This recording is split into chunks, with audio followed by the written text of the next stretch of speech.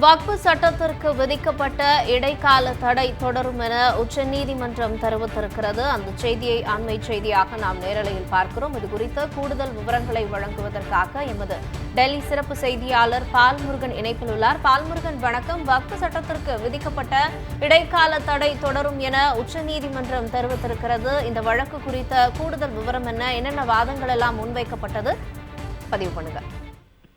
அதாவது வகுப்பு சட்டத்திற்கு எதிராக திமுக, காங்கிரஸ் உள்ளிட்ட பல்வேறு கட்சிகளும் பல அமைப்புகளும் வழக்கு தொடரப்பட்டிருக்கிறது. இந்த வழக்கை விசாரித்த உச்சநீதிமன்றமானது இன்று வரை சட்டத்தை செயல்படுத்துவதற்கு தடை விதித்து உத்தரவிட்டிருந்தது. இன்று வழக்கு மீண்டும் விசாரணைக்கு வந்தபோது தலைமை நீதிபதி அமர்வு இந்த வழக்கை வேறு நீதிபதி அமர்வுக்கு மாற்றி உத்தரவிட்டிருக்கிறது. அதாவது வரும் 14ஆம் தேதி அன்று இந்த வழக்கை விசாரித்து வரக்கூடிய தலைமை நீதிபதி சஞ்சீவ் கண்ணா ஓய்வு பெறுகிறார். அவர் ஓய்வு பெறுவதால் இந்த வழக்கை தொடர்ந்து விசாரிப்பதில் சிக்கல் இருப்பதால் வழக்கு தற்போது நீதிபதி கவாய் அமர்வுக்கு மாற்றப்பட்டிருக்கிறது. வழக்கு 15ஆம் தேதி விசாரணைக்கு வந்து ஒத்திவைக்கப்பட்டிருக்கிறது.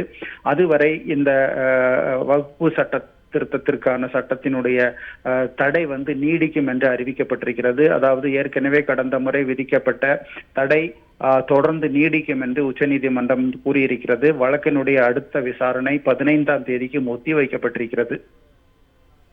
கூடுதல் விவரங்களை வழங்கியமைக்கு நன்றி பால்முருகன்.